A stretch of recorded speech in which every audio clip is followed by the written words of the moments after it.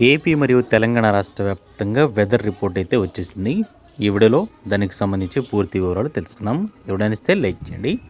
ఇక ఆంధ్రప్రదేశ్ మరియు తెలంగాణ రాష్ట్ర వ్యాప్తంగా వర్షాల ప్రభావం అనేది చాలా తక్కువగా ఉంటుందని, కానీ పొగమంచు మాత్రం విపరీతంగా ఉంటుందని వాతావరణ శాఖ అయితే హెచ్చరికలు జారీ చేసింది. సముద్రం నుంచి వీస్తున్న ఈ చల్లని గాలుల వల్ల, ఈ తేమ వల్ల మంచు ప్రభావం అనేది ఎక్కువగా ఉంటుందని, ఈరోజు అంతా కూడా దట్టంగా అలుముకునే అవకాశాలు ఎక్కువగా కనిపిస్తున్నాయని పేర్కొనింది.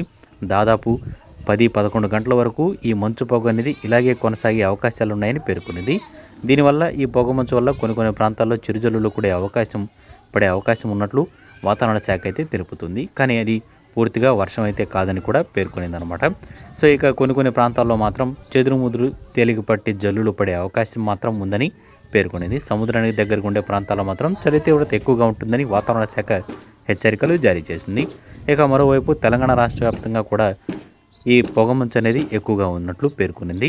చలి తీవ్రత అనేది కూడా భారీగా పెరిగిందని వాతావరణ శాఖ అయితే అప్డేట్ చేస్తూ ఉంది.